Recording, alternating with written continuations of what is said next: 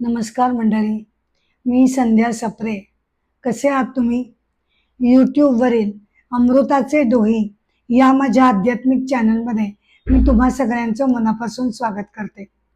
आजच्या माझ्या एपिसोडचा विषय आहे आद्य शंकराचार्य यांनी रचलेलं दक्षिणामूर्ती स्तोत्र.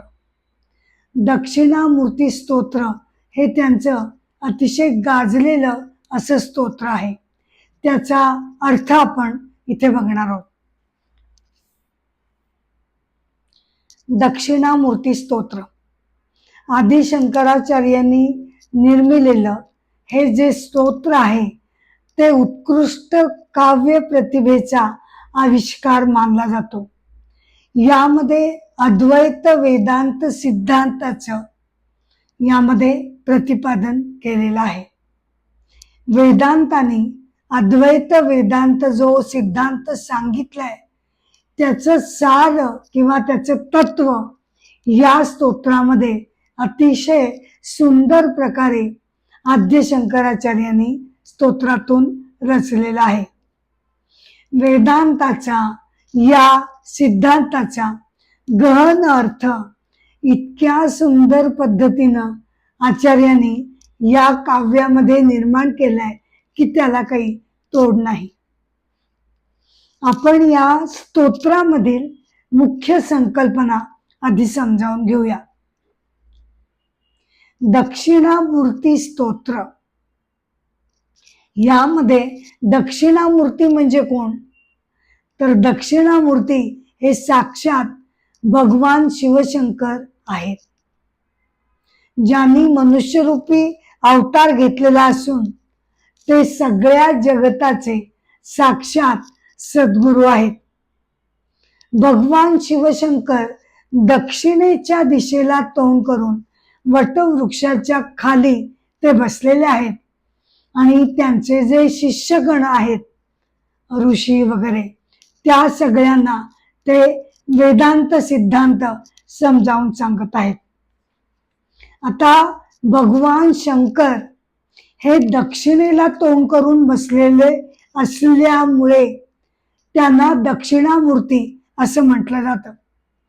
खरं म्हटलं तर दक्षिण दिशा ही मृत्यूची किंवा अज्ञानाची निर्देशक मानली जाते.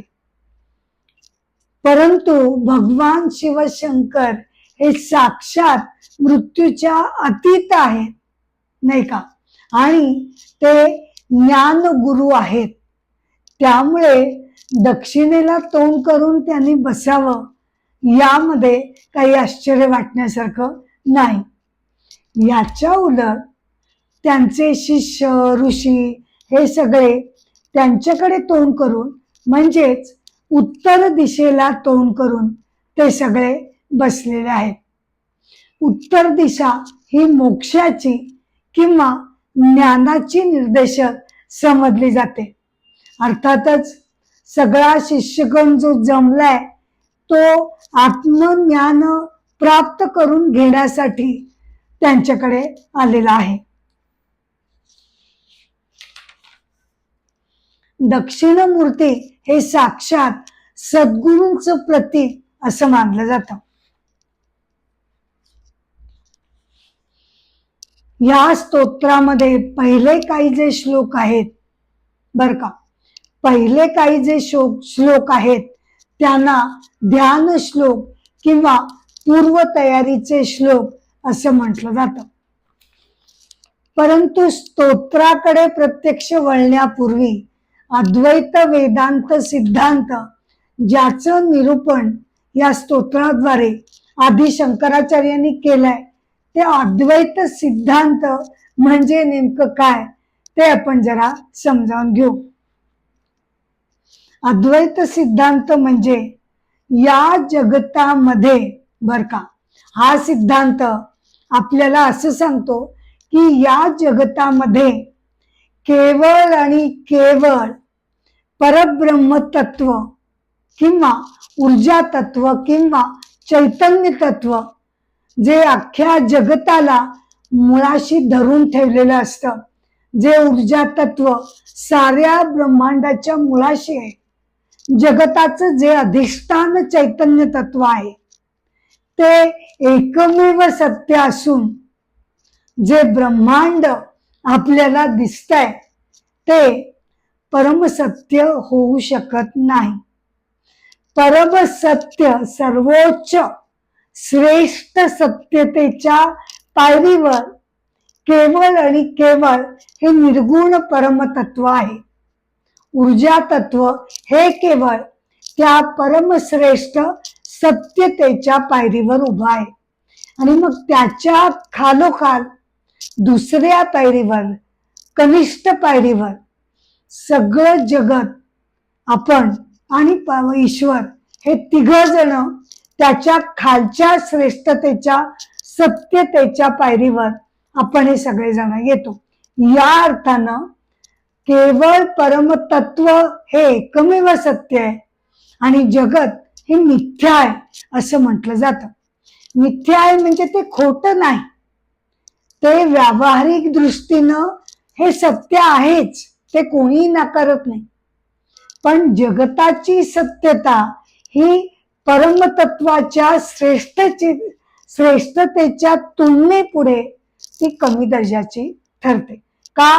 कारण जगत हे आपल्याला दिसतं, आपण त्यामध्ये व्यवहार करतो, हे जगत आपण अनुभवतो. हे सगळं जरी खरं असलं तरी हे जगत विनाशी आहे, क्षणाक्षणाला बदलणार आहे आणि ते क्षणभंगूर असल्यामुळे त्याला मिथ्या म्हटलं जातं. नाहीतर व्यावहारिक सत्यता त्याची कोणी नाकारत नाही.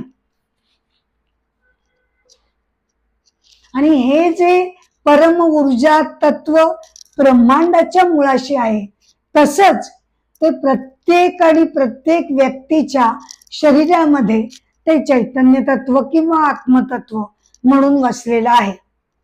आता वेदांत असं पुढे सांगतो की आपली आपल्याबद्दल जी काही समजूत आहे, मी म्हणजे कोण, मी म्हणजे कोण असं जर विचारलं तर मी म्हणते मी म्हणजे अर्थातच हे शरीर आणि मन, दुसरं काय. तर वेदांत असं सांगतो की तुम्ही केवळ शरीर आणि मन नसून तुमचं खरं स्वस्वरूप हे त्या शरीरामध्ये वसलेलं आत्मतत्व, चैतन्य तत्व जे सगळ्यांमध्ये आहे, ब्रह्मांडामध्ये आहे, एकमेव आहे, तेच ते एक आहे जे तुझ्यात आहे. सगळ्यांमध्ये ते समान तत्व आहे. ते तत्व हे तुझं खरं स्वस्वरूप आहे. शरीर आणि मन मग काय? तर शरीर आणि मन आपल्याला मिळालेलं माध्यम आहे, साधन आहे की ज्या माध्यमातर्फे या जीवनाचं मला सार्थक करायचं आहे. आता या विश्वामध्ये करोडो गोष्टी आहेत, बरोबर. अनंत चंद्र, सूर्य, तारे, नद्या, डोंगर, फुलं, पानं, वनस्पती, तसेच हजारो करोडो माणसं या जगतामध्ये आहेत. केवढी तरी ही विविधता आहे, नाही का? प्रत्येक आणि प्रत्येक गोष्ट ही वेगळी आहे. प्रत्येक आणि प्रत्येक माणूस हा सुद्धा एकमेकांपासून वेगळा आहे. परंतु ह्या जो वेगळेपणा आपल्याला दिसतोय बर का, हा वेगळेपणा केवळ बाह्य स्वरूपाचा आहे. प्रत्येकाचं नाम, रूप, शरीर, रंग, आकार, व्यवहार हे सगळे वेगवेगळे आहेत. त्या दृष्टीनं बरोबर आहे, विविधता आहे. परंतु शरीर, नाम, रूप, रंग, आकार हे जरी वेगवेगळे असले तरी प्रत्येक आणि प्रत्येक व्यक्तीमध्ये जे चैतन्य आत्मतत्व वसलेलं आहे ते मात्र समान आहे, एकमेव आहे आणि समान आहे. आणि त्यामुळे वेदांत आपल्याला महत्वाचा पुढचा सिद्धांत असं सांगतो की तुमचं सगळ्यांचं खरं स्वस्वरूप हे आत्मतत्व आहे. बाहेरचं शरीर, मन वेगळं चालू दे, पण आतलं आत्मतत्व हे प्रत्येकाचं वेगळं आहे. म्हणून आपलं आत्मतत्व हे प्रत्येकाचं समान आहे. म्हणून वेदांत असं सांगतो की एकमेकांमध्ये भेदभाव करणं, विषमता निर्माण करणं, हा परका, हा श्रेष्ठ, हा कमी दर्जाचा, अशा भेदभाव निर्माण करणं हे अत्यंत चुकीचं असून सगळ्यांभूती एक आत्मा, सर्वांभूती एक आत्मा हे समतेचं प्रिन्सिपल अद्वैत वेदांत आपल्याला समजावून सांगत असतो. आणि म्हणून ते म्हणतं की भेदभाव करून एकमेकांशी वागू नका. याच अद्वैत सिद्धांताचा पुरस्कार आदि शंकराचार्यांनी वेळोवेळी त्यांच्या ग्रंथांमधून तसंच स्तोत्रांमधून केलेला आहे. दक्षिणामूर्ती स्तोत्र हे त्याच विषयावर आधारलेलं आहे. वेदांत आपल्याला काय सांगतो की तुमचं खरं स्वस्वरूप हे शरीर आणि मन नसून आतलं आत्मतत्व आहे. आणि जोपर्यंत आपल्याला आपल्या खऱ्या स्वस्वरूपाची जोपर्यंत आपल्याला आपल्या खऱ्या स्वस्वरूपाची, आपल्यातील ईश्वरीय तत्वाची अनुभूती जोपर्यंत येत नाही तोपर्यंत आपण दुःख, संसार जो दुःखांनी भरलेला आहे त्या दुःखांची ओझी आपण वाहत राहतो. का? कारण सगळं दुःख जर तुम्ही तपासून बघितलं तर त्या दुःखांचा, उद्विग्नतेचा, डिप्रेशनचा, अँझायटी सगळ्याचं मूळ कारण हे शरीर किंवा मन आहे, नाही का? शरीर आहे म्हणून व्याधी आहेत, रोग आहेत, आजारपण आहेत, शरीराच्या एक एक काळज्या आहेत. तसंच डिप्रेशन, चिंता, तणाव हे सगळे जे मानसिक प्रॉब्लेम आहेत ते मनाशी संबंधित आहेत. म्हणजे संसारातील सगळी सुख दुःख ही एकतर शरीराशी निगडित आहेत किंवा मनाशी ती निगडित आहेत. परंतु होतं काय की माझं पक्क समीकरण असं आहे की मी म्हणजे माझे शरीर आणि माझे मन, नाही का? मग असं समीकरण मनामध्ये घट्ट बसल्यानंतर शरीराची सगळी दुःख ही माझी होतात. का? कारण मी म्हणजे शरीर आहे, मग शरीराची दुःख ती माझी दुःख. मनाचे सगळे संताप, विकार, लोभ हे सगळे विकार हे माझे ठरतात. का? कारण अर्थातच ते मन म्हणजे माझं मन आहे, मग त्याची जी दुःख आहेत ती माझी नाही का होणार? अशा तऱ्हेनं सगळी दुःख, त्याचे दुःखांचे डोंगर यामध्ये आपण लपेटून बसलेला असतो.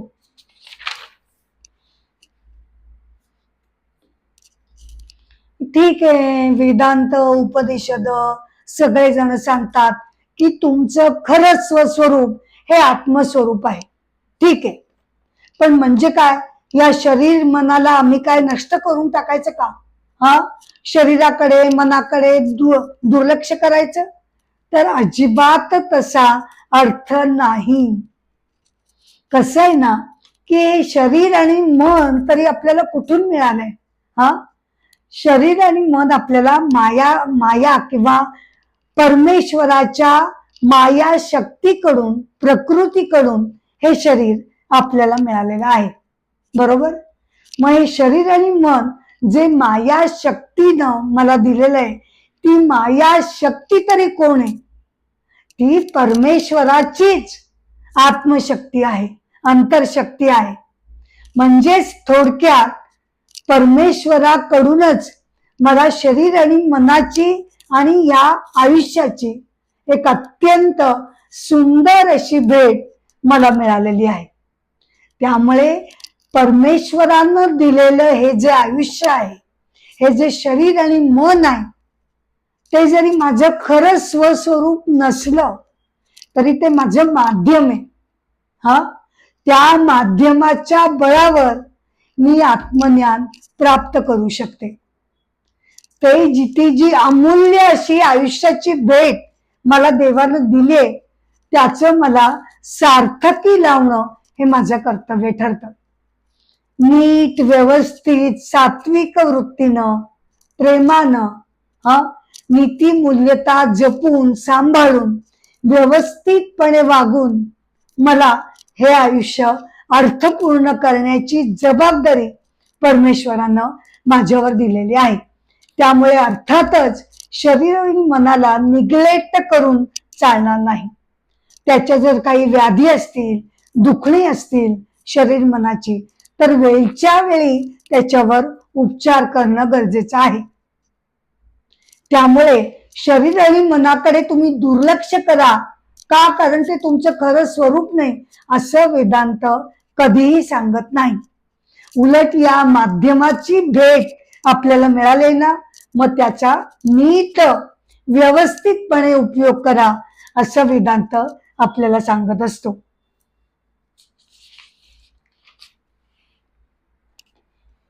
तर आत्मज्ञान होणं म्हणजे काय, तर साक्षात प्रत्येकामध्ये वसलेल्या ईश्वरीय तत्वाची अनुभूती होणं म्हणजे आत्मज्ञान. आणि नुसती अनुभूती नाही बर का, त्या अनुभूतीनंतर सर्वत्र सगळ्यांशी साधकानं, प्रेमानं, बंधुभावानं, विषमता न करता, भेदभाव न करता सगळ्यांशी नीट व्यवस्थितपणे वागावं. त्याच्या वागण्यातून त्याचं आत्मज्ञान हे झळकावं, प्रतिबिंबित व्हावं असं वेदांताचा त्या पाठीमागे आग्रह आहे. या आत्मज्ञानासाठी तपस्या हवी, उपासना हवी. अनेक मार्ग वेदांतांनी सांगितलेले आहेतच. भक्ती मार्ग, निष्काम कर्मयोग, ज्ञानयोग वगैरे. थोडक्यात आत्मज्ञान प्राप्त करण्यासाठी हे जे वेगवेगळे मार्ग आहेत, त्यामध्ये आपल्याला अनुकूल योग्य जो मार्ग वाटतो त्या मार्गाचा अवलंब करून शुद्धतेनं, सात्विकतेनं वागणं, उपासना करणं हे सगळं त्यामध्ये येतं. त्यामुळे ते कठीण आहे हे जरी मान्य केलं तरी सुद्धा या सगळ्या बाबतीचा अवेअरनेस जरी आपल्याला आला ना, तरी खूप काही घडतं. हे ऐकून, हे वाचून या मार्गाची दिशा आपल्याला समजायला लागते आणि ईश्वरी प्रेमाकडे नेणारी दिशा ही आपल्याला एक प्रकारची अद्भुत अशी ओढ लावते. तर असं हे आत्मज्ञानाचं जे मर्म आहे बर का, ते अत्यंत सोप्या पद्धतीनं खुलवून सांगणारं असं हे दक्षिणामूर्ती स्तोत्र आपण बघणार आहोत. पहिले जे पूर्व तयारीचे 2 श्लोक आहेत ते आता मी इथे घेत आहे. प्रथम सुरुवात करूया ध्यान श्लोकांनी. प्रणाम माझा दक्षिणामूर्तीला. दक्षिणामूर्ती म्हणजे कोण? साक्षात भगवान शिवशंकर, अख्ख्या ब्रह्मांडाचे जगद्गुरु. प्रणाम माझा दक्षिणामूर्तीला, प्रणाम त्या गंभीरतम मौनाला. बर का, मौन धारण करून गंभीर असे आपले दक्षिणामूर्ती सद्गुरु बसलेले आहेत. मौन असे जे त्यांचं मौन येते, आपल्यासारख्यांचं ते मौन नाही. साक्षात शिवशंकरांचं मौन कसं असेल, तर मौन असे जे बर का, मौन असे जे उजळे अंतरीचा ज्ञानदीप. काहीही न बोलता समोर शिष्यांच्या हृदयामध्ये केवळ त्यांच्या मौनातून ज्ञानदीप उजळवण्याची क्षमता त्या मौनामध्ये आहे. मौन जे गाई हृदयीचे मधुर संगीत. सद्गुरु हा आमचा म्हणजे दक्षिणामूर्ती. सद्गुरु हा आमचा असे तारुण्याचा गंध बहर. बर का, इथे आदि शंकराचार्यांनी काय वर्णन केलंय की जे दक्षिणामूर्ती आहेत ते आमचे सद्गुरु हे अत्यंत तरुण युवा असे गुरु आहेत. हा, आणि शिष्य परी सारे असे ते वृद्ध. हा, शिष्य परी सारे असे ते वृद्ध सोसुनी भवताप संसार. आता इथे मी त्यांनी जे आदि शंकराचार्यांनी म्हटलंय की गुरु आमचा तरुण आणि युवा आहे आणि शिष्य मात्र वृद्ध आहे, तर याचा मला असा अर्थ काढावासा वाटतो की भगवान शिवशंकर हे साक्षात संसार सुख दुःखांच्या पलीकडे आहेत. हा, त्यामुळे ते तरुण आणि युवा भासतात. आणि आमचे शिष्य ऋषीगण हे संसार तापातून जात असल्यामुळे, त्या दुःखांचे चटके बसत असल्यामुळे त्यांना वृद्ध म्हटलं गेलं आहे. चिन्मुद्रा गुरूंची ध्यानस्थ आणि प्रसन्न. एकतर ते मौनामध्ये आहेत. हा, एकतर ते मौनामध्ये आहेत, वटवृक्षाच्या झाडाखाली ते बसलेले आहेत. आणि दुसरी गोष्ट म्हणजे ते कसे बसलेले आहेत, ते चिन्मुद्रेमध्ये ते बसलेले आहेत. चिन्मुद्रा गुरूंची ध्यानस्थ आणि प्रसन्न. चिन्मुद्रा म्हणजे काय, तर अशा मुद्रेला चिन्मुद्रा किंवा ज्ञानमुद्रा असं म्हटलं जातं. का, कारण ही पहिली जी 3 बोटं आहेत इकडून करंगळीपासून, ती दाखवतात शरीर, मन आणि बुद्धी. बर का, शरीर, मन, बुद्धी. हे चौथं जे बोट आहे ते आपल्यातील वसलेलं आत्मतत्व आहे. जोपर्यंत हे आत्मतत्व, अंगठा काय निर्देशक आहे, परब्रह्म तत्वाचा, जोपर्यंत आपलं हे आत्मतत्व शरीर, मन, बुद्धीपासून मी वेगळा आहे या जाणीवेनं परब्रह्माशी एकरूप होत नाही, तोपर्यंत त्याला आत्मज्ञान होत नाही. जोपर्यंत या 3 बोटांमध्येच मी गुरफटलेली आहे, शरीर, मन, बुद्धीच्या सगळ्या व्यापारामध्ये, तोपर्यंत माझ्यातील आत्मतत्व हे परब्रह्माचं स्वरूप आहे याचं ज्ञान मला होऊ शकत नाही. त्यापासून जरा बाजूला होऊन, दूर होऊन, जेव्हा आत्मतत्व हे बाजूला होतं तेव्हा ते परब्रह्माशी विलय पावतं, एकरूप होतं. तर अशी ज्ञानमुद्रा किंवा चिन्मुद्रा. चिन्मुद्रेमध्ये दक्षिणामूर्ती गुरु हे बसलेले आहेत. चिन्मुद्रा गुरूंची ध्यानस्थ आणि प्रसन्न. दिव्य तेज झळाळे मुखावरी त्यांच्या. दिव्य अपूर्व तेज झळाळे मुखावरी त्यांच्या. स्वात्मानंदी ते असती नित्यमग्न. प्रणाम माझा त्या दक्षिणामूर्तीला, प्रणाम माझा त्या गंभीरतम मौनाला.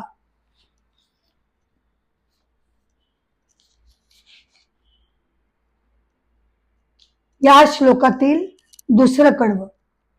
वटवृक्षाखाली त्या युवा गुरुला सन्मुख. बर का, वटवृक्षाखाली हा युवा गुरु जो बसलेला आहे त्याला सन्मुख, त्याला सामोरे. वटवृक्षाखाली त्या युवा गुरुला सन्मुख. जमले वृद्ध शिष्य सारे ऐकण्यात आत्मसुख. त्यांना आत्मज्ञान प्राप्तीचा मार्ग भगवान शिवशंकरांकडून जाणून घ्यायचा आहे म्हणून सगळेजण त्यांच्या सन्मुख बसलेले आहेत. अर्थगर्भते मौन गुरूंचे. हा, कसे आहे मौन, अर्थगर्भ, संवादाविना संवाद साधणार असं ते अर्थपूर्ण मौन. अर्थगर्भते मौन गुरूंचे सांगती सांगती आत्मज्ञान अमृताचे.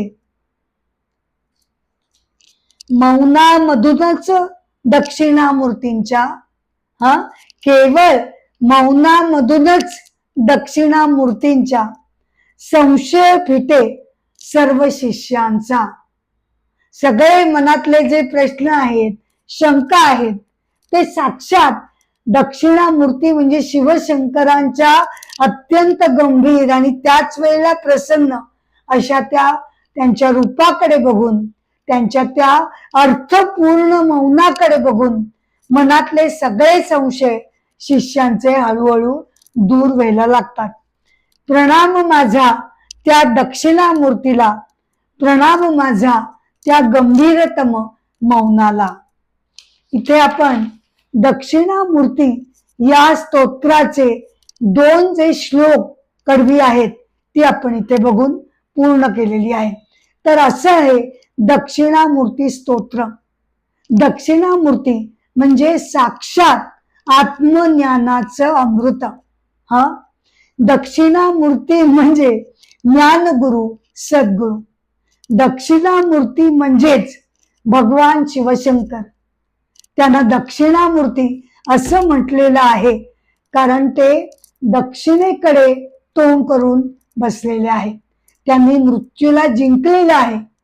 मरण आणि अज्ञान याच्यात ते अतीत असल्यामुळे, बर का, त्याच्यात ते अतीत असल्यामुळे ते दक्षिणेकडे तोंड करून भगवान शिवशंकर मनुष्याच्या रूपामध्ये, सद्गुरूच्या रूपामध्ये आपल्याला सगळ्यांना आत्मज्ञान प्राप्ती करून देण्यासाठी बसलेले आहेत. त्यांना नमन करून हा माझा दक्षिणामूर्ती स्तोत्राचा एपिसोड भाग 1 इथे मी संपवते. लवकरच या स्तोत्राचा भाग 2 घेऊन मी तुमच्या भेटीला येणार आहे. आजचा एपिसोड मी इथे थांबवते खरी, पण तुम्हाला सगळ्यांना नम्रपणे विनंती करते की माझ्या अमृताचे डोळे या YouTube वरील आध्यात्मिक चॅनलला कृपया तुम्ही शेअर करावं, लाईक करावं, सबस्क्राईब करावं ही माझी नम्र विनंती आहे. नमस्कार.